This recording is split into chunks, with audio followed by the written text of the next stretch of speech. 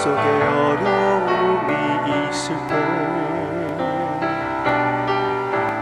마음속에 어려움이 있을 때 마음속에 어려움이 있을 때 주님 내게 먼저 오사 내 마음을 만지고 주님 앞에 나올 수 없을 때 주님 앞에 나올 수 없을 때 주님 앞에 나올 수 없을 때 주님 날 먼저 안으시네.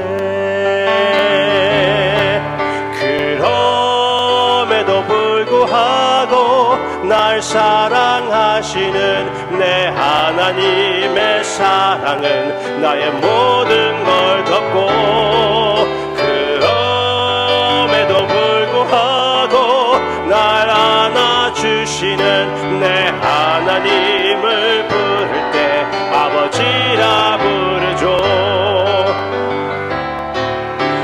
그럼에도 불구하고 날 사랑하시는 하나님의 사랑은 내 모든 걸 덮고 그럼에도 불구하고 날 안아주시는 내 하나님을 부를 때 아버지라 부르죠. 내 하나님을 부를 때 아버지라 부르죠.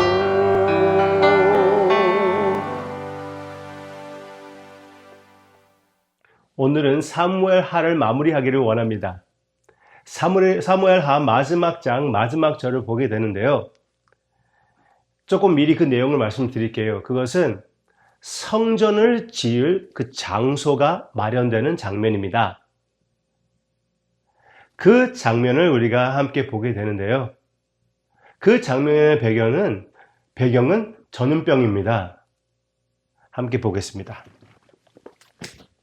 사무엘하 24장 마지막 절, 24장 마지막 절, 25절. 그곳에서 여호와를 위하여 제단을 쌓고 번제와 화목제를 드렸더니 이에 여호와께서 그 땅을 위한 기도를 들으시매 이스라엘에게 내리는 재앙이 그쳤더라. 이 재앙의 배경을 좀 말씀드릴게요. 이 재앙의 배경은 이미 다윗이 성전을 짓기를 원하다고 얘기했습니다. 그런데 그 성전은 어디에서 지을 것입니까? 그것을 정할 때에 이 죄악의 배경이 있는데요. 그 죄악은 누구의 죄악이냐면은 다윗의 죄악이었습니다. 다윗이 이스라엘 백성들 가운데 싸울 수 있는 사람들의 숫자를 셌습니다. 그 숫자를 세는 것은 그게 죄가 되었는데 어찌하여 그게 죄가 되는 것입니까? 특히 요압은 이것은 너무나 악하다고 생각했거든요. 왜냐하면 하나님의 약속이 다윗에게 있었는데 그 약속이 제한된 것이 아니거든요. 그런데 다윗이 그 약속을 인정하고 그 약속을 바라보고 하나님께 맡기는 것이 아니라 자기의 힘을 계수하는 것이었습니다. 나에게 있는 힘이 얼마나 큰 것인지, 얼마나 큰 군대를 세울 수 있는지. 그래서 원수들이 볼 때, 이스라엘 백성들은 이렇게 큰 군대가 있다라고 할 수가 있게끔 무엇입니까? 자기의 힘을 의지하는 것이고 남이 볼 때 인정을 하게끔 다윗이 머리를 굴리는 것이죠.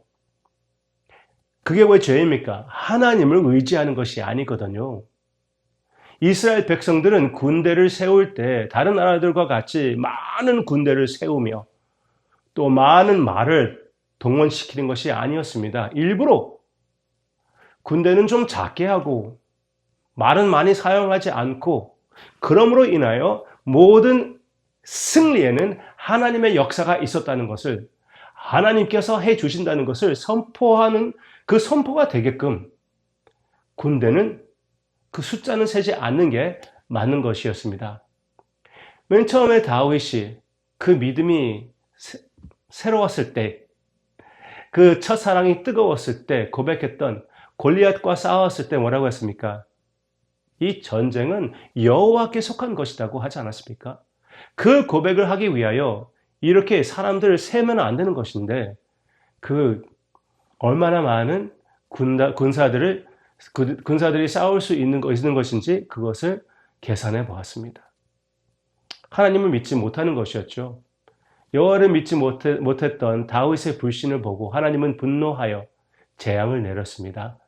그런데 그 재앙 위하여 다윗이 간절히 기도했을 때 하나님께서 그 기도를 들어주시고 그 재앙을 막는 방법을 보여주셨는데 이 죄에 대한 용서를 받는 길을 보여주셨는데 그것은 제사였습니다. 그리고 하나님께서 고르신 그 장소에서 제사를 바치게 된 것이죠. 거기 이어서 바로 그 장소가 성전의 장소가 되는 것입니다.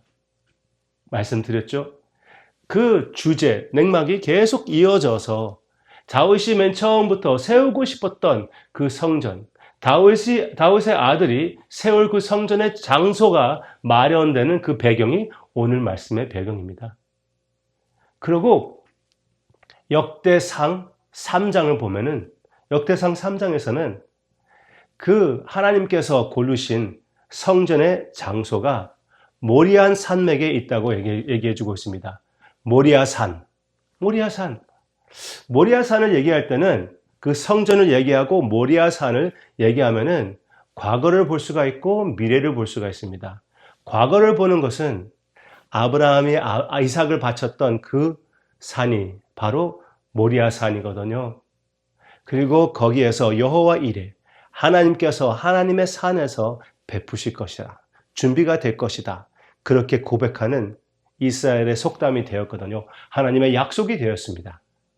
그래서 이 성전이, 제사를 바치는 이 성전이, 용서를 받고 용납을 받는 이 성전이 바로 그 자리, 모리아산에 서게 된 것은 하나님께서 아브라함에게 주신 그 약속을 실천하는 것이었고, 그게 과거를 보는 것이고 미래를 보는 것이 무엇입니까? 그 성전 주변에 있는 곳에서 어떻게 됐습니까? 우리의 메시아이신 참된 제사가 되시는 예수님께서 십자가상 위에 오르게 되지 않았습니까? 십자가에서 당신을 완전한 제사로 바치게 되지 않았습니까? 얼마나 멋있는 하나님의 구원 역사입니까? 네. 그리고 예수님의 십자가를 지나 우리에게 오는 것입니다. 어떻게 해요? 우리에게 예배의 장소가 마련되는 것인데 그것은 이제 모리아산이 아니라 하나님의 자녀들이 성령의 진리로서, 성령과 진리로, 복음의 진리로서 예배를 드리는 그 모든 곳에서 참된 예배, 산 제사, 그리고 참된 주님의 제사의 효과가 체험되게 해주시는 거죠. 참된 예배자의 모습이 있게 되는 것입니다. 장소에 제한된 것이 아니에요. 성지 순례한다고 이스라엘로 가는 사람들이 많이 있지 않습니까? 가도 돼요. 역사적으로 볼 때 우리가 가서 유익을 많이 볼 수가 있지만 결론적으로 본다면은 사실은 그 거룩한 곳, 하나님께서 마련하신 그 예배의 장소는 바로 내가 보고 있는 성도님이고 성도님이 보고 계시는 저입니다. 우리의 마음으로부터 하나님의 예배의 장소를 만들어 주신 것입니다. 그 예배를 어떻게 바쳐야 되겠습니까? 오늘 본문에서 다윗이 또 이런 말을 하거든요. 전혀 나에게 값 없이 하나님께 무엇을 바치지 않겠다. 그렇게 얘기했습니다. 그 제사의 제물을 누가 주겠다고 했을 때 다윗이 거절하면서 돈을 내고 사겠다고 하는데 하나님 앞에 바칠 때 나에게 전혀 값이 없는, 나에게 전혀 그런 희생이 없는 것은 바치지 않겠다. 그런 마음의 태도가 올바른 태도가 아니겠습니까? 그렇게 주님의 희생을 받은 우리, 그 제사를 우리가 받았는데 주님 앞에 섬김을 바칠 때, 물질을 바칠 때, 시간을 바칠 때 나에게 어느 정도 손해를 느끼는 것, 그것은 당연한 것이죠. 오히려 더 드리지 못해서, 더 손해보지 못해서 아쉬워하는 것이 올바른 복음에 대한 태도가 아니겠습니까? 참된 예배를 주님 앞에 바치는 오늘 하루가 되기를, 값진 예배를 바치는 우리 모두가 되기를, 예배의 장소가 되기를 예수님의 이름으로 축원합니다. 기도하겠습니다. 예배의 장소를 마련해 주신 우리 주님, 우리로 하여금 주님의 예배의 장소를 만드시다니요. 감사합니다. 참으로 이 진리를 받아들이고 우리가 개인적으로 아니면 모여서 주님 앞에 기도하고 찬양하고 말씀을 들을 때 얼마나 소중한 순간인지 기억하게 해 주시기를 원하옵고, 얼마나 구원 역사적으로 중요한 그런 세대에 우리가 살고 있는지 다시 한번 인식하며 삶에 실천하여 예배자의 모습이 되게 해 주시옵소서. 값진 예배를 드리는 우리가 되게 해 주시기를 원하오며 예수님의 이름으로 기도합니다. 아멘.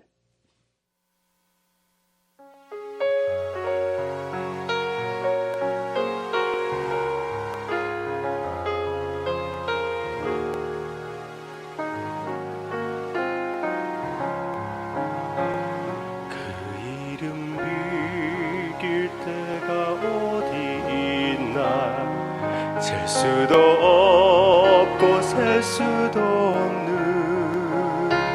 귀하신 이름, 놀라우신 이름, 참되신 이름, 우리 주 예수.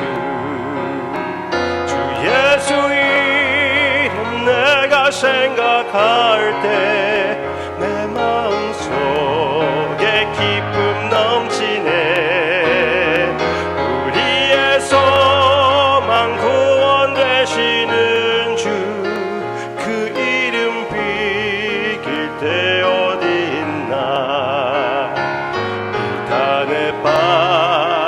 가련한 영혼이 슬픔의 안개 걷어치우고 즐거이 새 생명 새 힘을 얻어 쓰라린 상처 아물었도다.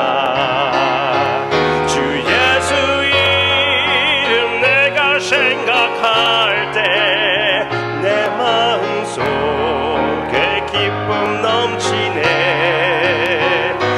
우리의 소망 구원 되시는 주, 그 이름 비길 때 어디 있나. 주 예수 이름, 주 예수 이름 내가 생각할 때